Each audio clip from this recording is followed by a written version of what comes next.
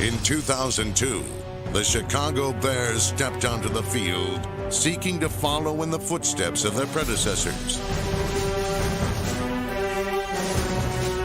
The legends of the past represent an old-school attitude that the Bears of today hope to emulate.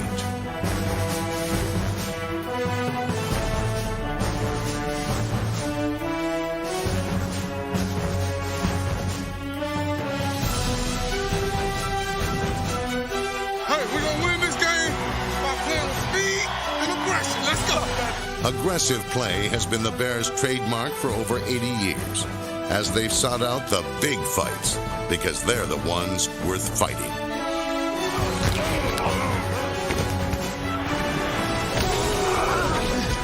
That is absolutely huge. There had to be a momentum turner. Get up and punch him right in the mouth, and they did. They just got up and smacked him right in the mouth. The Bears are the winningest franchise in pro football history, with 634 victories. They have blazed a trail as one of the NFL's cornerstone franchises. Got some room at the 30, 35-yard line, following blockers.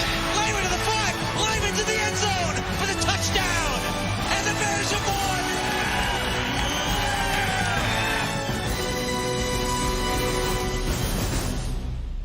won. In 2003, the Bears will return to Chicago to open the new Soldier Field, after playing the 2002 season at the University of Illinois Memorial Stadium. As they unveil their new Field of Dreams, the Bears enter a new era. The team is on the path to new heights with an abundance of young talent and fresh enthusiasm. Building upon their tradition and a glorious past, these Bears look to soldier on and challenge the NFL's elite. Looking to do an end around of Marty Booker. Looking like he's going to throw. Winds up. Throws a nice pass. And it's caught at the 10. Touchdown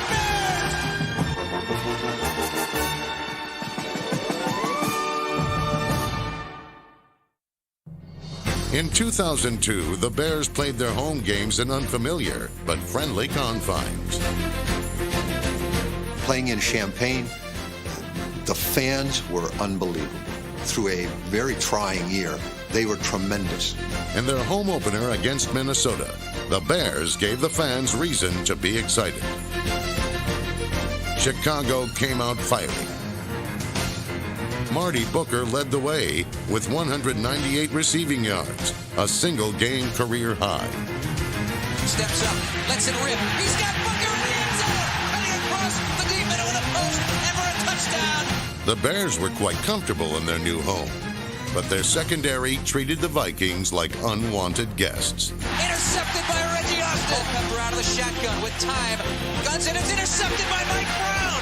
He's got it at the 40. The Bears capitalized on the turnovers by unleashing the running game and Anthony Thomas.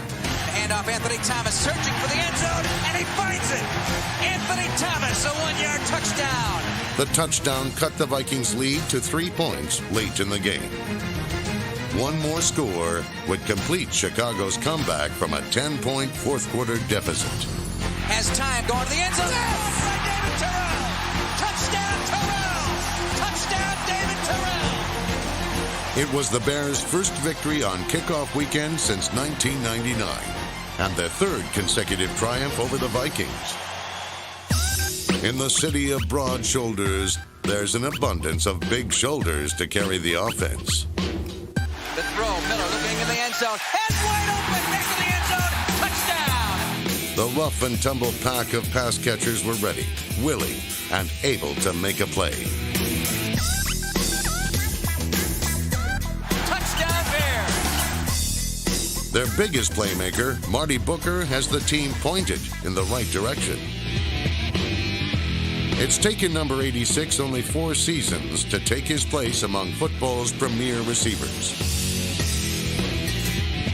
In 2002, Booker hauled in 97 passes for 1,189 yards, earning his first trip to the Pro Bowl. He is only the second player in team history to record back-to-back 1,000-yard receiving seasons. Miller hit as he delivers down the middle. Touchdown! Wide open Marty Booker on the post. What a play! You know, Marty Booker had a tremendous year. Marty's had now 197 catches over a 2-year period. One of the things I like best about Marty is he catches all kinds of balls. He'll catch the ball inside, catch the ball outside and deep. He'll catch a short ball, he can turn it into a long game, and he'll catch the ball in traffic, which I think is the sign of the great receiver. Can't stop me. They can't keep me down for long. When opponents tried to contain him, he found other ways to make an impact. Winds up, throws a nice pass, and it's caught at the 10. Marcus Robinson steps up. Touchdown, Bears! A compliment to the multi-talented Booker, third-year pro Des White has become Chicago's long-range threat.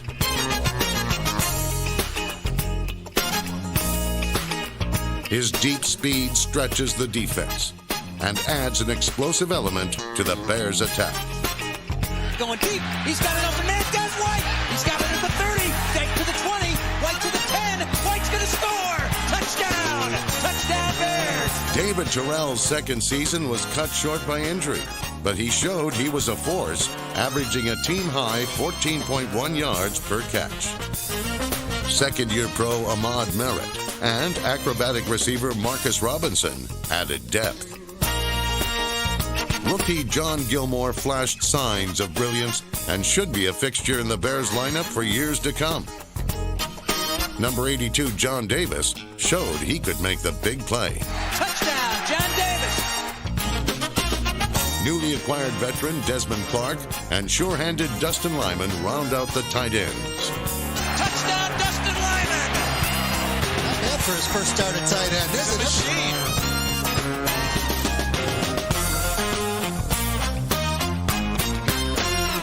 Chicago's offense starts up front with Pro Bowler Olin Kreutz, Chris Valerio, and the blue-collar workers on the line. Along with Mark Colombo, Big Cat Williams, Rex Tucker, Mike Gandy, Bernard Robertson, and Kevin Doggins, they cleared the way for the running game. Throughout their illustrious history, the Bears have had a successful running game, and that tradition continues with Anthony Thomas.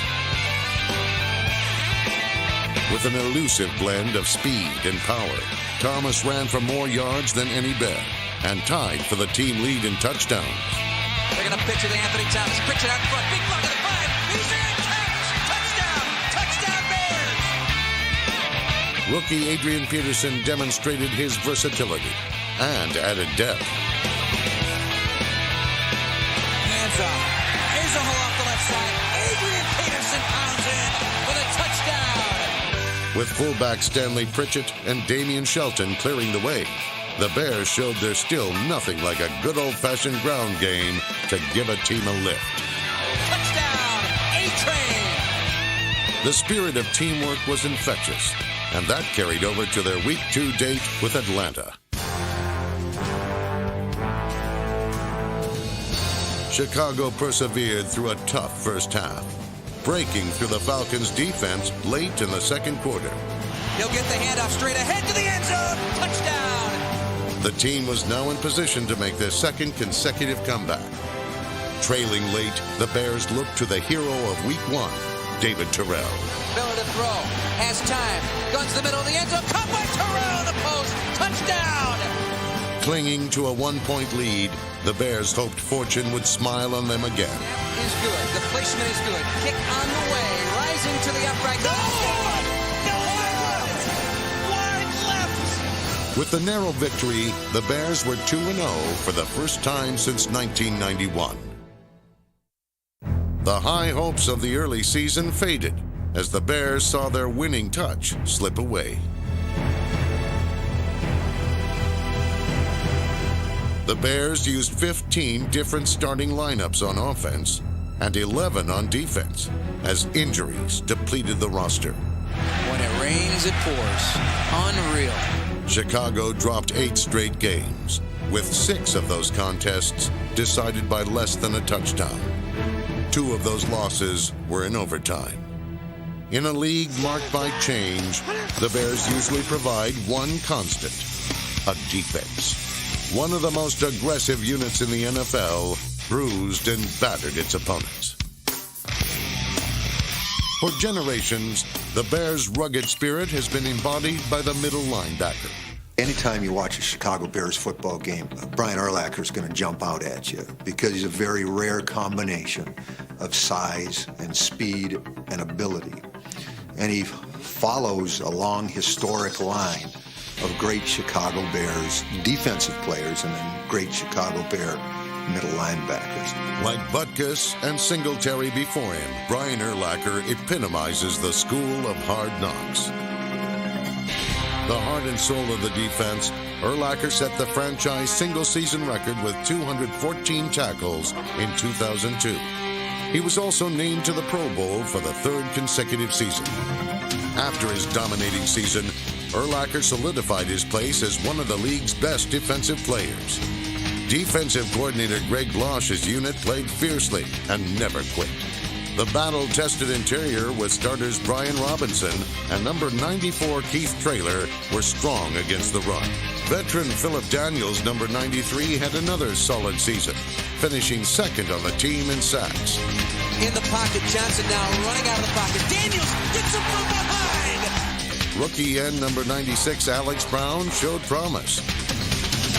The interior of the defense will be fortified in 2003 with a healthy Ted Washington and youngster Alfonso Boone. Linebackers Roosevelt Colvin, Bobby Howard, and number 55 Mike Caldwell were steady. With the return of Warwick Holman from a knee injury, the defense will receive a boost in 2003.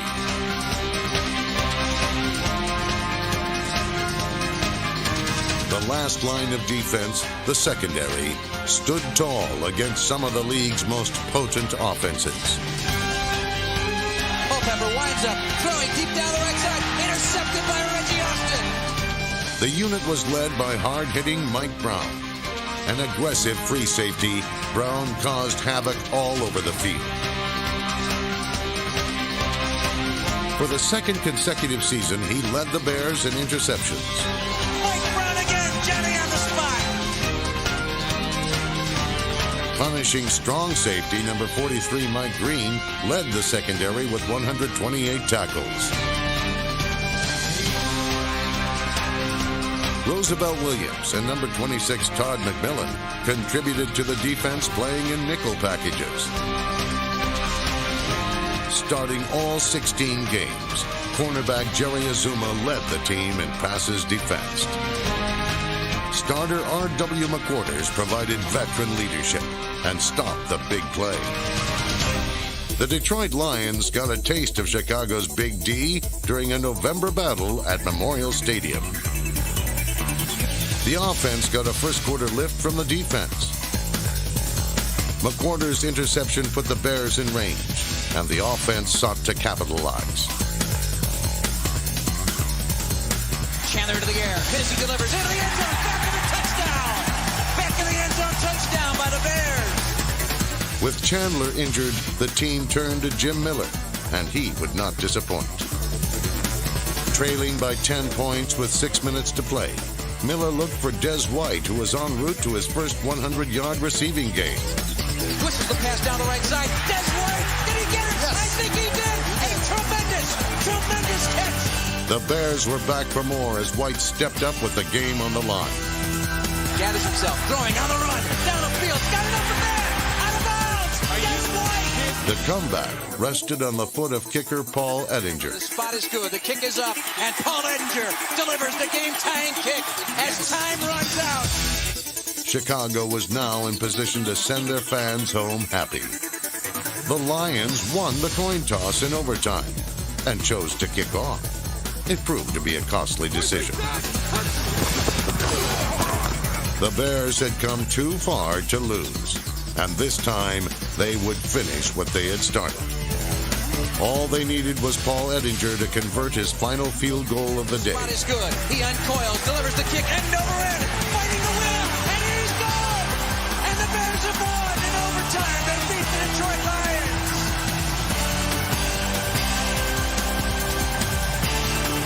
The November NFC Special Teams Player of the Month, Paul Ettinger, was one of the game's most reliable and powerful kickers, booming a league-high 5 field goals of 50 yards or more.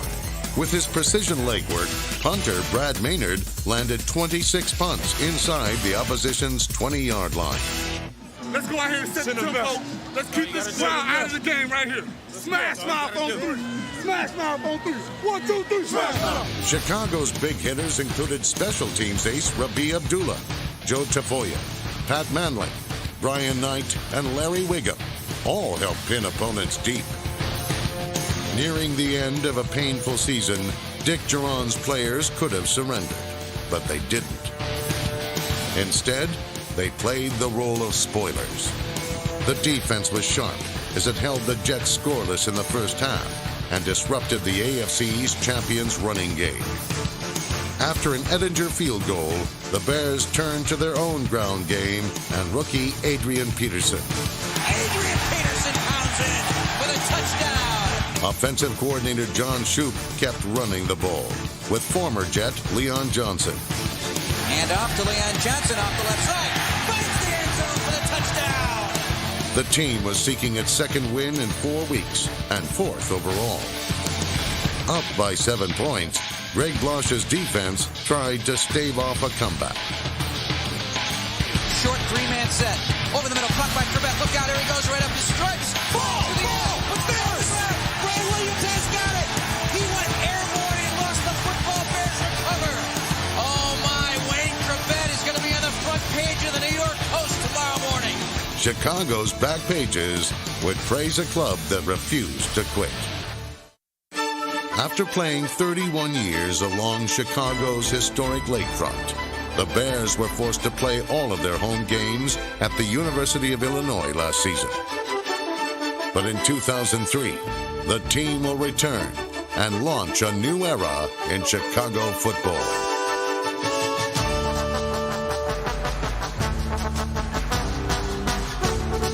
The Bears will have their own first-class facility with all the amenities of a modern stadium.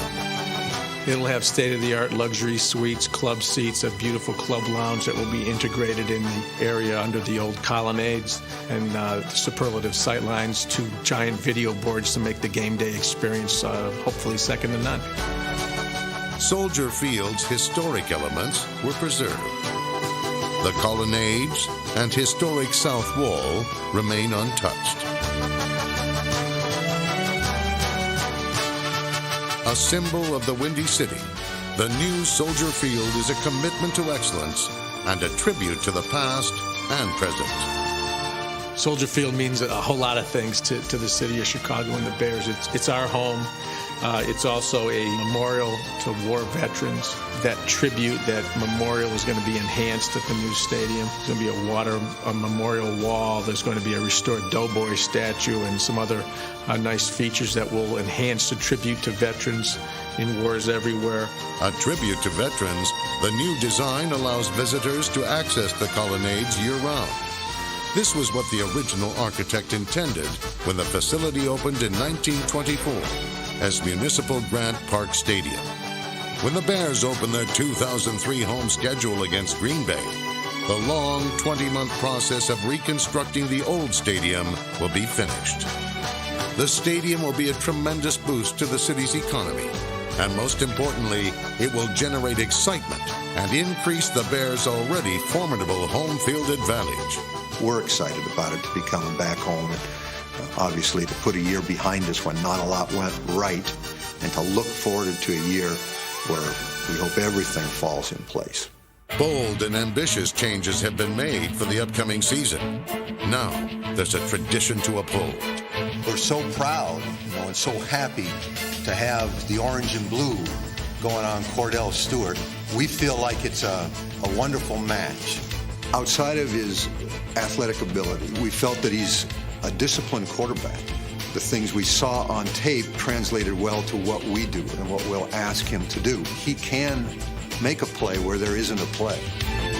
Cordell back again. Look, surveys, has plenty of time. Breaks out of there, rolls right, fires for the end zone. In Stewart, the Bears have a player capable of making things happen. His mobility will give the offense an added dimension. Everybody wants to be the man, but you got to, put up or shut up for the most part. And that's the way this position is. You got to prove yourself every week. Since arriving on the NFL scene in 1995 as Slash, Stewart has spent his career disproving his critics.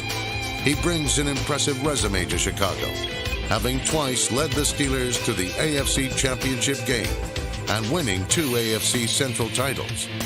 Cordell has shown the ability to lead the Bears to new heights.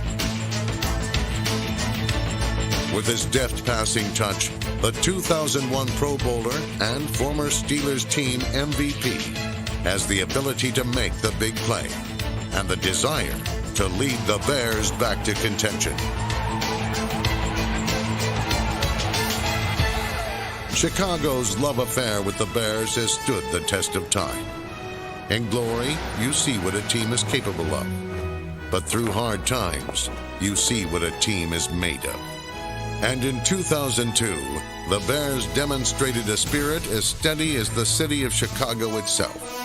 The thing that was special about the 2002 season was the way that our players responded to the circumstances, the way that they played through the entire season.